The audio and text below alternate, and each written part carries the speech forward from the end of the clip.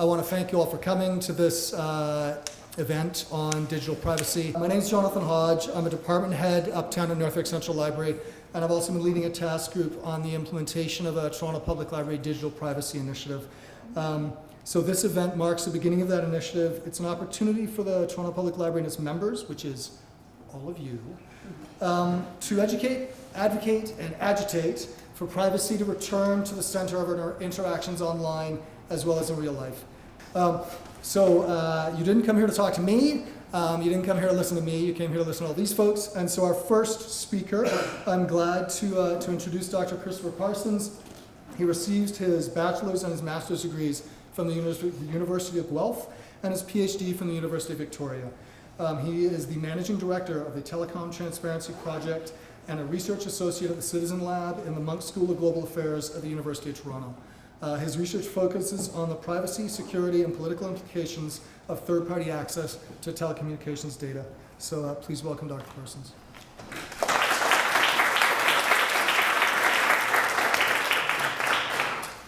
So let me begin by thanking our generous hosts for inviting all of us, and for all of you for coming and taking interest in this subject. So we've decided to sort of break up the topics we're going to be touching on. So I'm going to be focusing explicitly on a few ways that the government interacts with their privacy.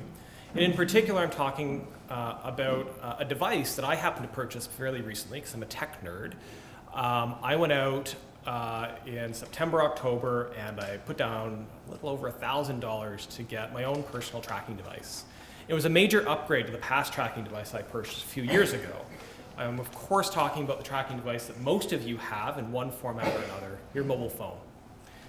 So mobile devices today are central to online commerce, they're central to the way that we communicate with one another, and they're really core parts of our identity. I mean, an awful lot of people, the first thing that you touch when you wake up, your phone, maybe you like bump your spouse, your partner, your friend out of your way to get to your phone.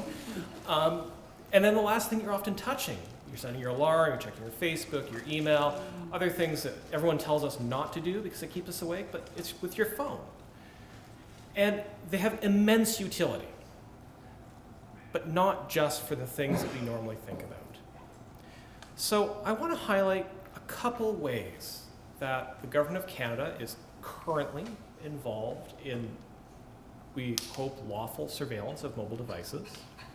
I want to touch on a new technique that isn't that new, but at least is a little bit clear in the criminal code as to what's going on. And then I want to talk a little bit about the future. What do we do about what's been going on to date?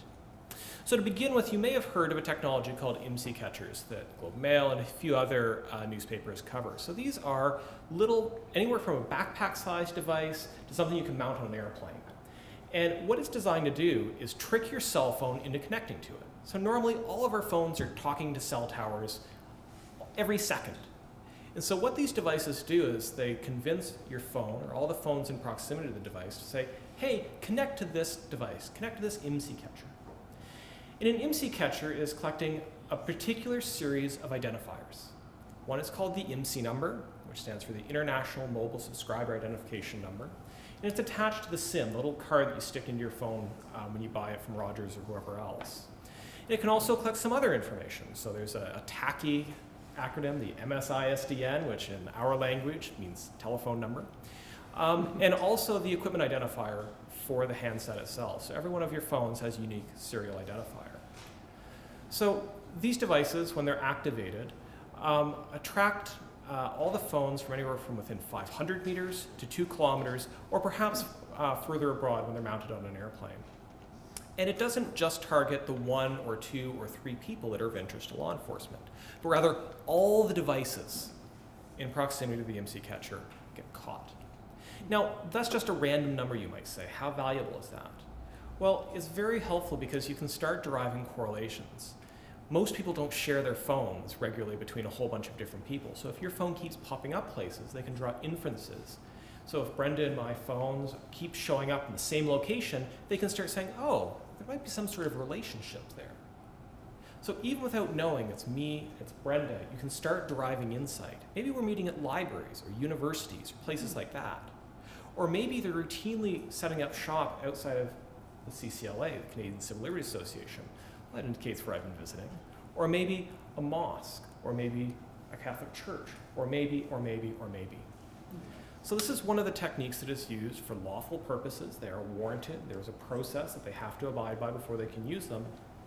But it just exploits the way that our phones communicate.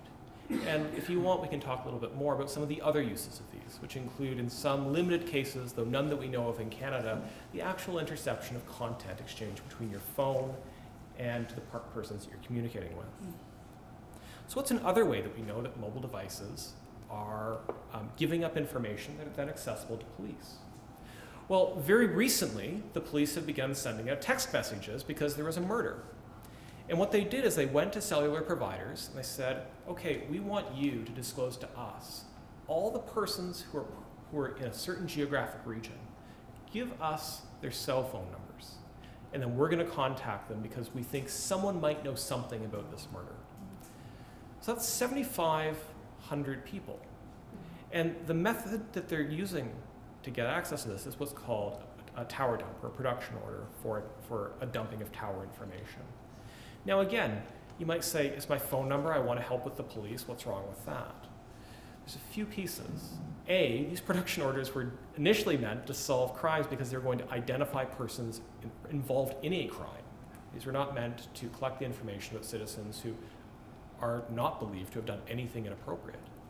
Second, the police aren't disposing of this information. Rather, what they've stated is they will be holding on to it indefinitely until the case is closed. Now, why does that matter? It matters because you were identified at a certain location at a certain time. And imagine 6 months, 7 months, 9 months, 2 years, 4 years later, the case is still open, but they have reason to be interested in where you happen to be at a certain time. And this is one instance of a production order. Tower dumps are issued on a fairly regular basis. And so in certain dense geographic regions, such as Toronto, that means that over a period of time, there may be a number of these dumps, which mean the police can start identifying, again, where you are, whom you're associated with, and so forth over time. So it isn't so much, it's sort of like looking at a Seurat painting.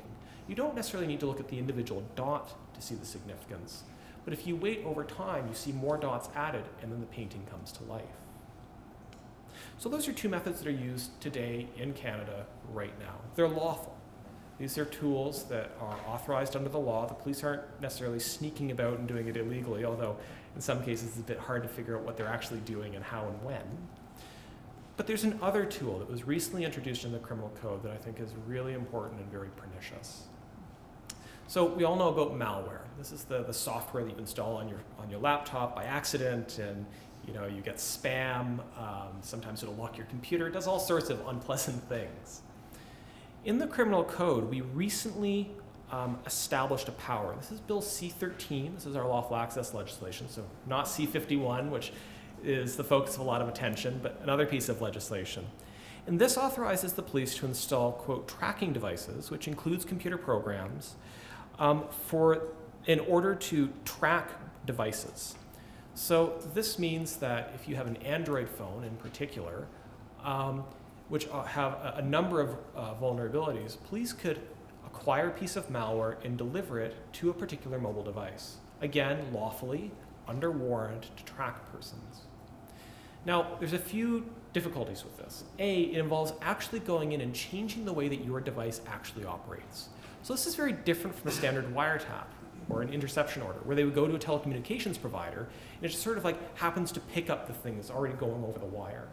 This compels the device to modify its behaviors. So it's significant for that purpose. But there's another issue. We all have these devices, and it isn't just law enforcement that has access to the malware. And so that means if the police are using a piece of code that can be used to target anyone in this room's device, it could also be used by unauthorized people that identify the same vulnerability. And so what does that mean? It means that yes, the police could use this lawfully under warrant, but it also means that third parties, that could mean anything from criminals to private detectives to state actors, could also use the same vulnerabilities for the same purposes, and not necessarily just for tracking, but indeed to do things like turn on a microphone, turn on a webcam, record text, and so forth. So right now, the Canadian government generally is resistant to talking too openly about this, but importantly, this change in the criminal code that authorizes the use of tracking warrants and malware for tracking is just a refinement of pre-existing powers. So in Canada, we have something called general warrants, and these are used for when there isn't another part of the criminal code that specifically authorizes an activity. And so historically what has happened is general warrants have been used by authorities to use malware and deploy it on our mobile devices, be they our laptops, our phones, and worryingly, potentially even our cars, as they become increasingly computerized and as GPS is installed inside of them. So this is an issue. Why? In part because the only information we have on how mobile devices and other kinds of devices we use are targeted for surveillance by the government is when they are forced to disclose information. So when a phone interception happens, when they listen to our phone calls or access our communications in real time, that is reported by the government in annual, or supposed to be reported at least, by the government in annual reports. Use of malware, production orders, tower dumps, IMSI catchers, and other modes of government surveillance do not have to be reported in this country. So that means that neither our representatives and our legislative assemblies have an understanding of what's going on. It often means that even our agencies, public safety agencies, justice departments, they don't even know exactly how often these tools are used. And the effect means that we've added more and more into the criminal code to help authorities engage in legitimate activities, but we don't know how often it's used, we don't know who's targeted, and we don't know the effectiveness of that targeting. So surveillance is, in some respects, a technological problem. It really is. We carry around devices that are vulnerable, that are problematic, but it's more than that. It's important that we develop tools and systems and protocols and processes to try and protect us. But it's a political problem. We have facilitated a culture that means that government is empowered to use these capabilities, but also there's a rationale in concealing it, because there's a concern that if Canadians know more about what is going on in their name, they may say, hold on, that's a step too far. And so while, as I think we'll hear through the evening, there are some technological solutions and they're important, we should consider them, it's more than that. It's a social problem, it's a political problem. And I think it's one that can actually be won, which maybe we can get to in some of the comments that follow. Thank you.